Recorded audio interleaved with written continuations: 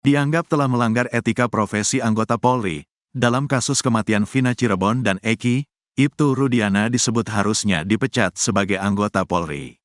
Pernyataan tersebut disampaikan mantan Wakapolri, Komjen Purn Ogroseno, saat menanggapi kasus kematian Vina Cirebon. Kasus kematian Vina Cirebon dan Eki hingga kini memang masih menjadi perdebatan antara pembunuhan atau kecelakaan, meski sudah ada putusan pengadilan. Diketahui, Vina adalah gadis 16 tahun asal Kampung Samadikun, Kecamatan Kejaksan, Kota Cirebon, Jawa Barat, yang tewas bersama kekasihnya, Eki, di Jalan Raya Talu, Kecamatan Talun, Kabupaten Cirebon, Jawa Barat pada Sabtu tanggal 27 Agustus tahun 2016. Keduanya disebut menjadi korban penganiayaan geng motor. Hal itu menurut Ogroseno, dikarenakan Ibtu Rudiana dianggap sudah melanggar etika profesi. Rudiana diketahui menangkap para terpidana kasus Vina Cirebon 8 tahun lalu. Padahal saat itu Ibtu Rudiana menjabat sebagai Kanit Narkoba Polres Cirebon Kota. Rudiana juga tak mengantongi surat izin penangkapan. Belakangan, Ibtu Rudiana berdalih dirinya hanya mengamankan para terpidana, bukan menangkap. Para anak muda yang sedang nongkrong di depan SMPN 11 Cirebon itu kemudian diinterogasi selama 15 menit. Dari hasil interogasi itu, para pelaku, kata Rudiana, mengaku telah membunuh Vina dan Eki. Lalu mereka pun diserahkan ke penyidik, dan Ibtu Rudiana baru membuat laporan polisi. Menanggapi hal itu, Ogroseno menilai apa yang dilakukan Ibtu Rudiana itu sudah melanggar etika profesi. Propam Polri ini kan sebetulnya kalau melihat etika profesi ini sebenarnya dari awal sudah jelas, kata Ogroseno dikutip dari Kompas TV, Sabtu, tanggal 24 Agustus tahun 2024. Sehingga menurut Ogroseno, Propam tidak perlu menunggu putusan pidana selesai secara inkrah, baru diputuskan Ibtu Rudiana dipecat atau pemberhentian tidak dengan hormat, PTDH. Kalau perlu dari kacamata Propam udah jelas dia melanggar etika profesi, PTDH, baru diproses pidananya dia statusnya sudah bukan polisi, kata dia lagi. Ogroseno pun meminta agar Ibtu Rudiana tidak selalu dilindungi kesalahannya. Jadi tidak usah terlalu banyak dilindungi, kasihan ini belum ada kepastian hukum, kata dia. Sebab jika harus menunggu kepastian sampai banding, kasasi, dan PK maka akan membutuhkan waktu yang sangat lama. Akhirnya pas pensiun dia gak jadi diberhentikan. Enak banget orang udah berbuat jahat tapi masih dapat pensiun, tegasnya. Ia pun meminta Propam untuk bekerja lebih awal dan memberikan sanksi kepada Ibtu Rudiana. Propam harus bekerja lebih awal, bisa mendeteksi bahwa ini jelas pelanggaran etika profesi berat, pungkasnya. Sementara itu, kuasa hukum Ibtu Rudiana, Pitra Romadoni menegaskan kalau kliennya hingga saat ini tak dicopot dari jabatan Kapolsek Kapetakan. Kemarin ada berita hoaks yang menyampaikan Pak Rudiana ini telah dicopot dari jabatannya sebagai Kapolsek. Saya langsung berangkat loh ke Cirebon itu, memastikan itu, kata Pitra Romadoni dikutip dari Tiffany News. Menurut Pitra Romadoni, hingga saat ini, Ibtu Rudiana masih menjabat sebagai Kapolsek Kapetakan. Masih aktif, saya pastikan kemarin, langsung berangkat, Tandansya.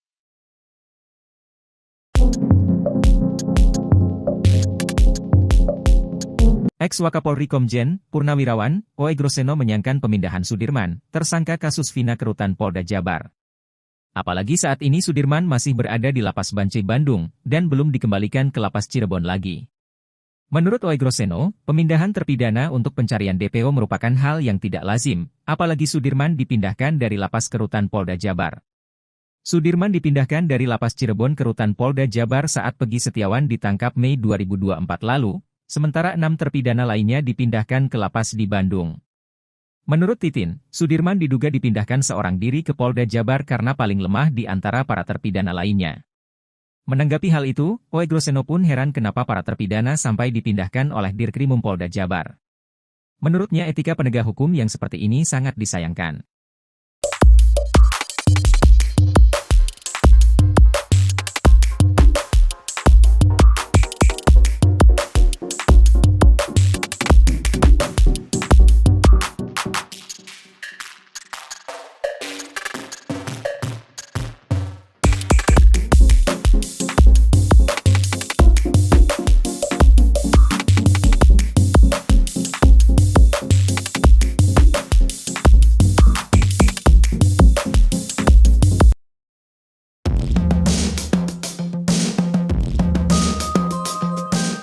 Wakapolri 2013 hingga 2014 Komjen Pol Purnawirawan Oegroseno berkomentar tajam terkait perlakuan terhadap Sudirman, terpidana pembunuhan Vina Cirebon. Oegroseno menyayangkan Sudirman bisa jadi terpidana hanya berdasarkan pengakuan Sudirman saja. Diketahui, dari 8 terpidana, Sudirman memang mengakui memukul di kasus Vina Cirebon. Hingga kini, hanya Sudirman yang belum mengajukan peninjauan kembali, PK. Meski dari pengakuannya, Sudirman memukul Eki, tetapi Oegroseno melihat minim bukti pendukung lainnya sehingga tak ada alasan polisi memisahkan Sudirman dengan 6 terpidana lain. Oegroseno pun tahu Sudirman memiliki keterbelakangan mental sehingga kesaksiannya dinilai lemah. Penangkapan Sudirman diibaratkan Oegroseno seperti polisi yang menangkap seorang pelaku ruda paksa hanya berdasarkan pengakuannya saja. Oegroseno melanjutkan polisi-polisi yang keliru dalam menangani kasus, termasuk kasus Vina Cirebon sebaiknya disekolahkan lagi. Harus masuk pendidikan lagi di Megamendung supaya dia bisa dapat ilmu lagi ya lebih baguslah. Kalau Sudirman hanya memberikan keterangan sendiri kemudian diterima oleh jaksa dan hakim mungkin perlu diperiksa, atau ini ya melanggar HAM berat. Diberhentikan sajalah nggak usah jadi penyidik, jaksa dan hakim lagi. Jadi, jangan ragu-ragu dipangkas seperti ini supaya ke depan nanti aparat penegak hukum benar-benar menjadikan kebenaran dan keadilan panglimanya, pungkasnya. Keberadaan AF sedikit demi sedikit mulai terungkap oleh sejumlah keterangan. Dengan demikian, hal ini bisa menjadi angin segar lantaran artis Nikita Mirzani berjanji bakal memberikan 500 juta rupiah bagi siapapun yang bisa menemukan AF. Sebagai informasi, baru-baru ini mantan pengacara Sudirman, Titin Prialianti membongkar persembunyian AF ke pengacara Peggy Setiawan, Tony RM melalui sambungan telepon. Titin mengatakan Sudirman yang semula ditahan di Lapas Cirebon, sempat dipindahkan ke Rutan Polda Jabar demi penyelidikan Peggy Setiawan. Lalu pihak keluarga Sudirman kesulitan untuk bertemu dengan Sudirman kala itu. Akhirnya Sudirman kembali dipindahkan dari Rutan Polda Jabar ke Lapas Bancai di Bandung. Didampingi Titin, akhirnya pihak keluarga bisa bertemu dengan Sudirman. Titin lalu menjelaskan kabar yang menyebut kalau Sudirman berada di hotel adalah tidak benar. Sebab, Sudirman sempat disebut kuasa hukum Saka Tatal, Dadan Mariana berada di hotel alih-alih di Bui. Titin melanjutkan, selama ini pihak keluarga tidak bisa menemui Sudirman gegara pria retardasi mental tersebut diduga sengaja disembunyikan di tahanan wanita. Titin menegaskan yang berada di hotel adalah AF. Kalau yang tinggal di hotel itu AF, imbuhnya. Selain itu, sebelumnya AF juga pernah menemui ayahnya, Rudi Pelor di kediaman Dedi Mulyadi di Lembur Pakuan. Dedi Mulyadi mengaku sedang tidak ada di rumah saat Rudi Pelor bertemu AF. Abah Rudi bercerita, kedatangan AF tak sendirian. Putranya tersebut dikawal 4 orang yang tak ia kenal.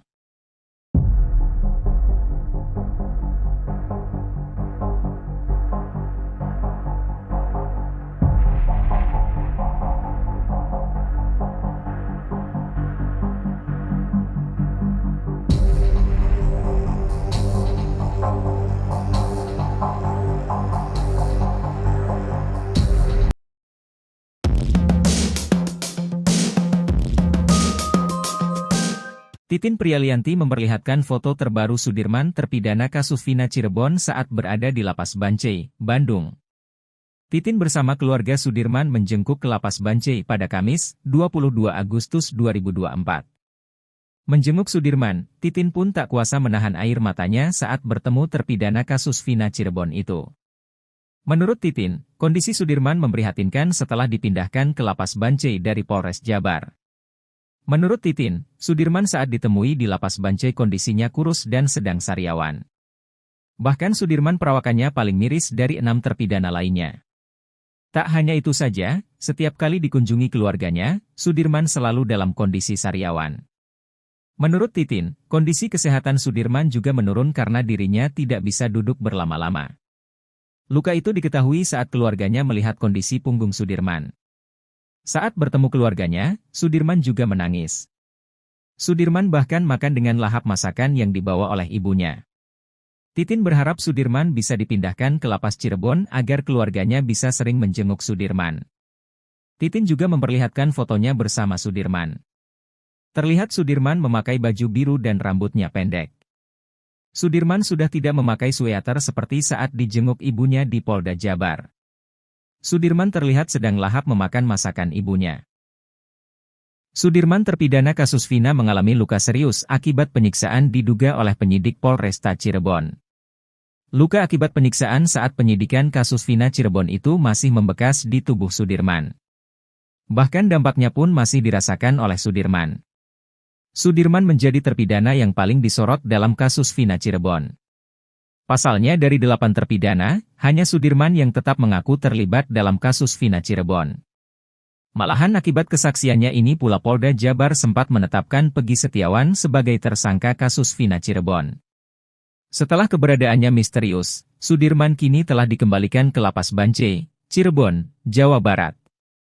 Saat dijenguk Titin Prialianti, Beni Indrayana dan 2 orang tuanya, Sudirman baru belak-belakan soal semua yang dialaminya. Menurut Titin Prialianti, 1 di antaranya soal bekas luka di punggungnya. Kata Titin, akibat luka itu Sudirman tak bisa duduk terlalu lama. Tak main-main, luka itu didapat karena ditembak peluru karet saat di Polresta Cirebon. Beni juga ayah dan ibunya, sempat melihat kondisi bekas luka akibat tembakan peluru karet di punggung Sudirman. Kata Titin, bekas luka peluru karet berbentuk cekungan di punggung Sudirman. Bukan hanya duduk, luka akibat luka tembak peluru karet itu juga mengakibatkan Sudirman tak bisa tidur nyenyak.